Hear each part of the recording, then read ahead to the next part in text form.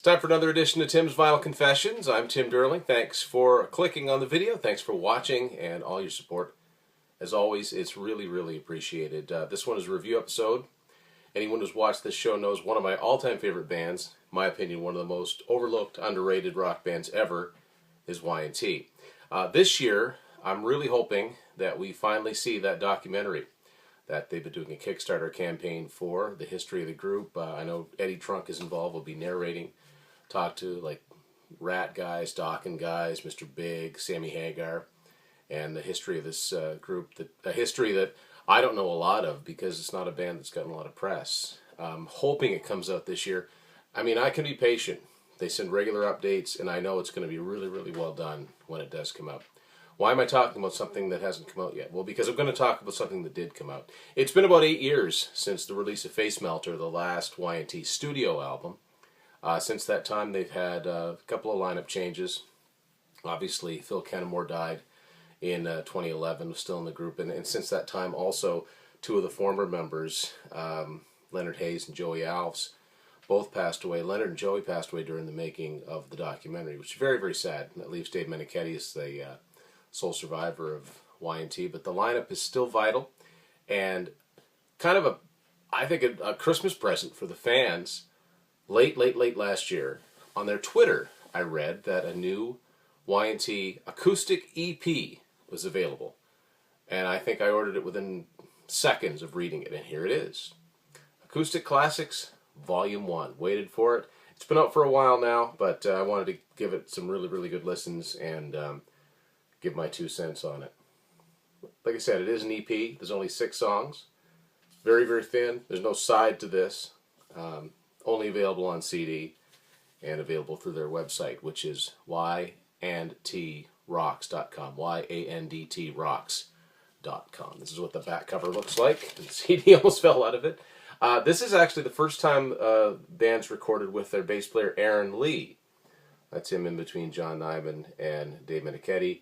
Sampling some Menichetti wine. That's Mike Vanderheel there on the drums. Right there. Yeah, it's the first time this foursome has actually recorded something. 6 acoustic versions of Y&T Classics. Starting off with Contagious, I was surprised that they would put that acoustically. I love how they do it, and I'm glad that they acknowledge their Geffen, their hair metal era. I'm really glad. That's the point where I got on board with Contagious, and especially 10. 10's the one that did it. But I know a lot of their purists don't like that era. I like it all. I just think this band is fantastic. Anyway, moving on, Rock and Roll's Gonna Save the World from In Rock We Trust. Really cool version of that. Summertime Girls, kind of a given that they would put that one on there. Sounds good. Black Tiger. This is the first one that they really do something different with the arrangement. I love the arrangement they give it. It's a fast, heavy song in its original version. It's one of their concert classics.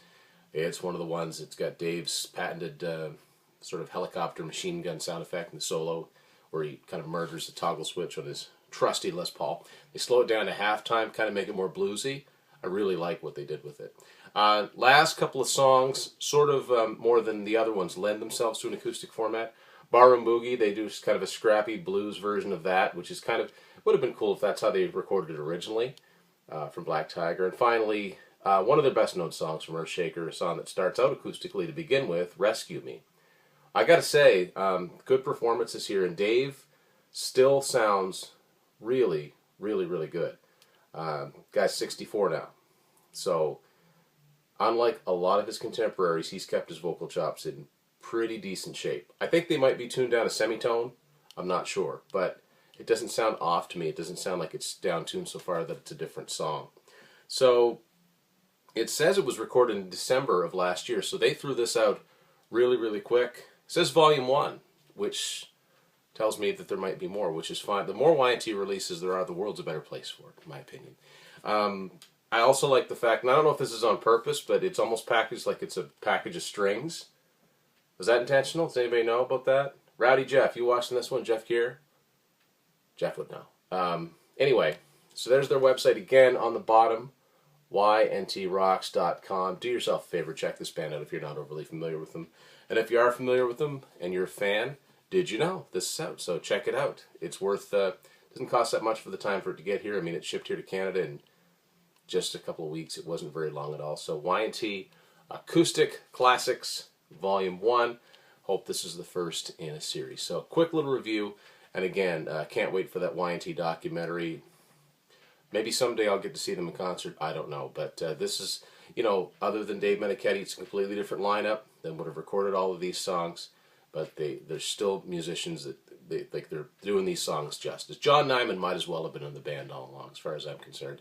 And you know, Mike Vanderheuvel was, I think, was he a student of Leonard's? No, he was a student of Steve Smith, but I think he knew him. So all of these guys, I'm not sure about Aaron. I really don't know much about Aaron.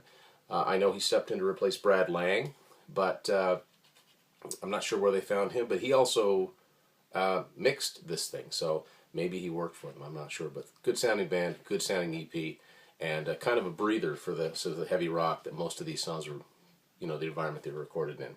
So once again, I thank all of you for watching Tim's Vinyl Confessions.